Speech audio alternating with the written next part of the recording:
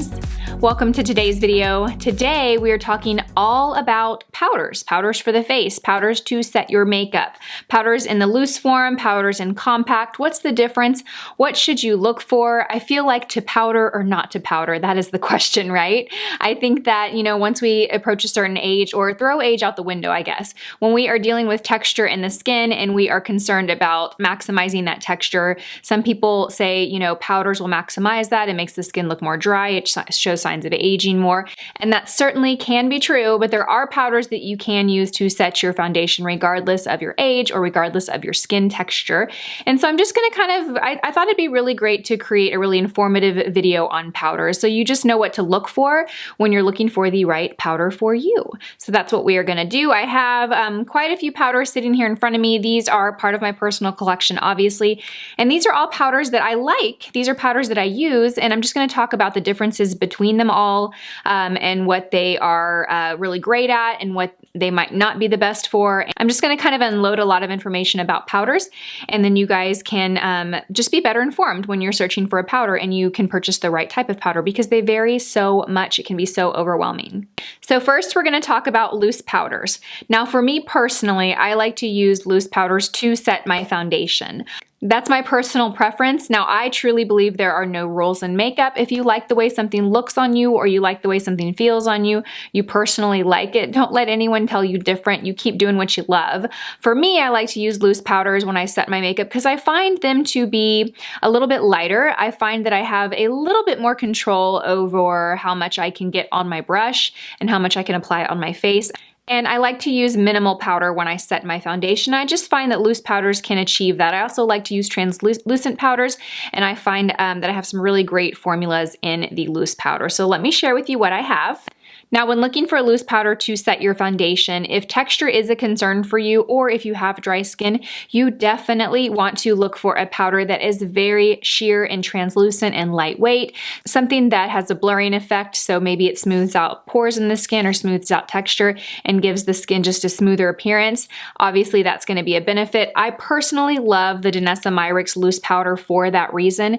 This is probably as translucent as you can get, in my opinion, and as lightweight as you can get, and I find it to give a smooth appearance on the skin. This is what the powder looks like when you open it. It has one of those little nets inside of here, it looks very white, but this product can be used on any skin tone regardless of tone. It goes on the skin. I'm going to show you like that. It goes on the skin and it really just disappears. It has like this very silky finish to it.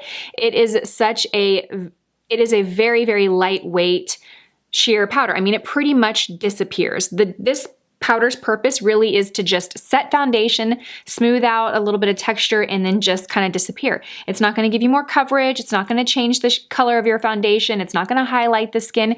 It really just sets the foundation in place and gives a soft, matte finish. I also like it because it is so light, you can use it under the eyes. That's another thing we will get into in just a second as far as powders under the eyes.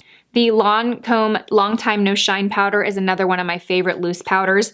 I find this one to be a little bit heavier than the Danessa Myricks, but it's still very lightweight and translucent. This is what it looks like on the hand. Also has that very kind of bright white cast to it. When you put it on the skin, it too disappears into the skin. I find that this gives more of a mattifying finish than the Danessa Myricks does. They both will mattify the foundation some. So if you have a radiant foundation, you apply either one of these powders, it's definitely going to kind of tone down that radiance, make them more matte. I find the Long Time No Shine to give more of a matte look. I find that this one particularly does control shine longer than the Danessa Myricks does. So this is a long wearing and long setting loose powder. You can use this under the eyes. It's a little bit drier looking in my opinion, so if you have a lot of texture under the eyes or you're very dry under the eyes, you might not want to use this one under the eyes. You can always try, and my advice would be to use a very, very, very small amount. Use a brush that is shaped somewhat like this. This is the Morphe M501. I don't particularly love this brush, but you basically just want something that is like long and fluffy like this, opposed to something like this, which is a concealer brush, but opposed to something that's more dense, you're going to apply a sheer amount of product with something like this. So if you do use that under the eye, use this. And I also have the Laura Mercier translucent powder, and this is pretty much like your standard translucent powder.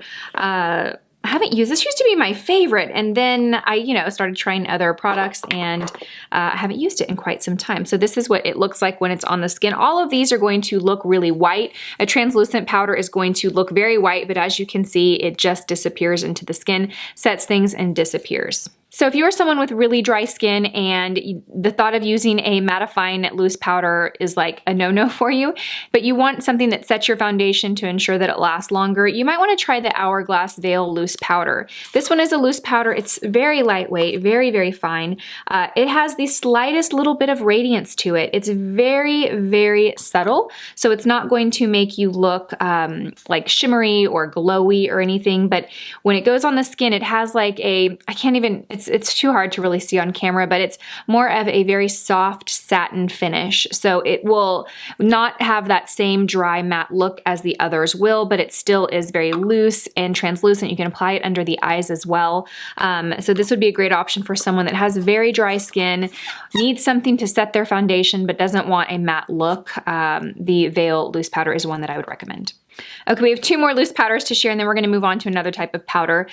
The Bye Bye Pores Translucent Powder. This is another one of my favorite smoothing powders. Now this one has a slight little tone to it. It is translucent also. It goes on the skin and just disappears. It has a very silky finish to it, and this one really does like minimize pores. So if you wear this with a radiant foundation, it is going to cut that radiance down. If you have large pores in the cheek area like I do, this is going to really help kind of smooth that over.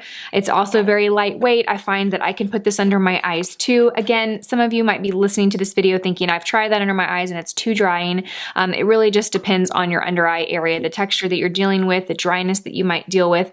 But anytime you use a powder under the eyes, I will always say, regardless of what powder it is, use a very, very, very, very small amount. You can also use a damp beauty blender after you've applied that powder, just a damp beauty blender to press, and that'll help kind of cut down that really dry matte look. If you feel like it's too drying under the eye, that'll help give a little bit of a natural look to the skin under the eyes. Okay, so we're going to skip to the opposite end of the spectrum when it comes to powders and coverage. The next type of powder you have is a foundation powder. And the only one that I have, believe it or not, is the IT Cosmetics CC Airbrush Perfecting Powder. Studio Fix by MAC is another popular one. I feel like that is the first product that most people start with on the brand. That's the first product I owned of MAC in high school. So these are powders that offer the coverage of a foundation. Now, when I used to work at MAC, one thing I would find is a lot of people would come in and they would buy their liquid foundation and they would buy their Studio Fix powder in the same shade. And sometimes people just wanted that extra coverage, but a lot of times people were under the assumption that that was a setting powder. So they would apply their liquid foundation and then they would apply the Studio Fix on top of it to set it. And the best way to explain that to people is that they were essentially putting liquid foundation on and then going and putting a whole nother layer of foundation on, because the Studio Fix is a foundation. So this is going to give you the coverage that you will get from a liquid foundation. This is not a powder that I would use, and I'm saying it, but really any powder foundation. I would not use that to set your foundation unless you're aware that you're putting more foundation on top and you want just solid full coverage.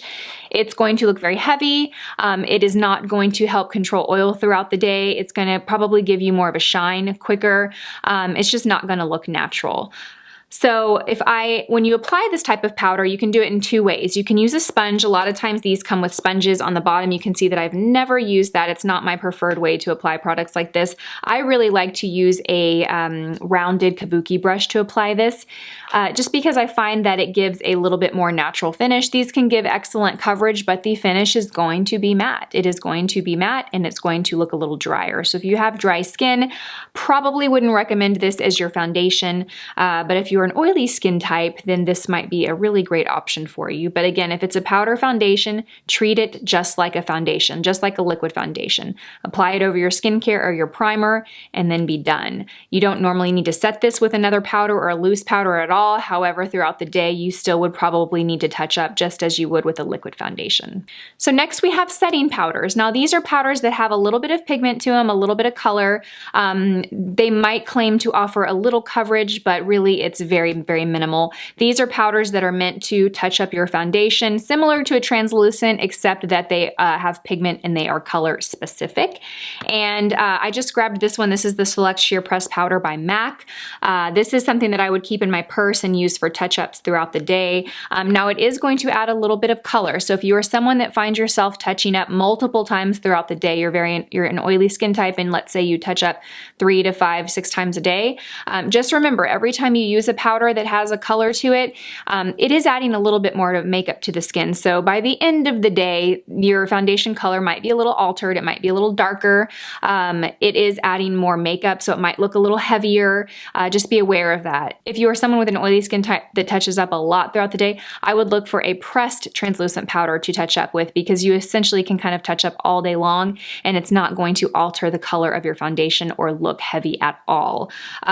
This is also a great option if you get a foundation and let's say throughout the year your skin tone changes. Maybe from summer you lighten up in the winter. You can always grab a powder that's got a little bit of color to it that is going to kind of help your foundation work throughout the day. This isn't a lot of coverage at all, so it's not going to look like a lot of makeup, but that color is there. So just remember, you know, when you are using this powder, kind of how it's going to affect your foundation. There are also radiant pressed powders, and this one by Hourglass I have in the shade Luminous Light. So this is a setting powder you can use all over the skin. It does have a noticeable radiance to it. So if you, again, are someone with dry skin, or let's say you're someone that likes to apply a radiant finish foundation, and when you apply powder, you find that it just like cuts it down so much that you don't see the finish of the foundation that you like. So you can use a powder like this to set things in place, but also maintain that radiant look. This one is very, very beautiful. I really love this product. It is so, so nice and beautiful. I will use this product personally for me at night when I'm going out, when I don't need my makeup to last for 8 or 9 hours. Let's just say I'm going to dinner and I need it to last 3 or 4 hours and I want my skin to look glowy and pretty. I'll use this. I do get pretty oily here in the T-zone. I live in Texas, it's hot, so I prefer something matte, but if you are someone that likes a radiant finish, this product is pretty beautiful. Next, I'm going to talk about highlighting powders, and I find that I like to use these highlighting powders underneath my eyes to set my concealer. Now, when I'm saying highlighting powders, I'm not talking about like the really high shimmer products that you see us put here on our cheekbones, down the bridge of our noses. I'm talking about powders that are a brighter shade, but are pretty much translucent, so they're very, very sheer, and they're not shimmery. They might have a little bit of a sheen to them, but their goal is really to set foundation or set concealer, set cream products, and offer the slightest brightness to the skin. And I have a couple here I want to share with you. One is loose. It's the Laura Mercier Secret Brightening Powder. This would go in my list of like all-time favorite products ever. I love this product. It's a loose powder. It's very, very sheer. And it's more sheer to me than the translucent powder by Laura Mercier that I shared with you earlier in the big tub. But this has like the most subtle brightness to it and the most subtle sheen. It is such a beautiful setting powder under the eye.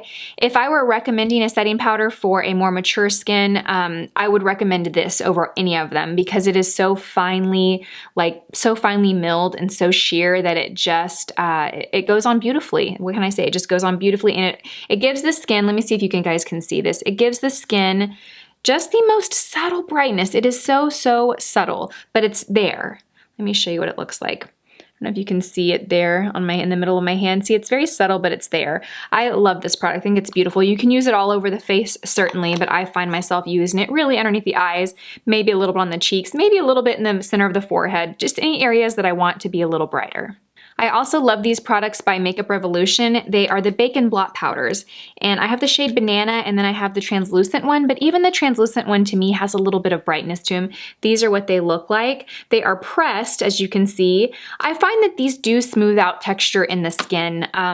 So if you use them on the cheeks, you'll find that the cheek area, if you have enlarged pores or texture or scarring, you'll find that it just looks a little bit smoother. The Banana has a slight little yellow tone to it, and the translucent is pretty much translucent, but again, it does brighten under the eye. I want to show you the difference between those two. So you can see this is the Banana and this is the translucent. There's a slight yellow tone to the Banana, but still it's not like overly yellow. You can wear it under the eye and it looks really, really nice. I would also compare that to the Marc Jacobs powder. I have this in the shade, it's Instamark, so it comes with a contour and a highlight. You can see that I like that yellow shade. Honestly, I find this to be just as nice as this, and this is the fraction of the price. Now, I really say with any powder product, less is more. Less is better in my opinion.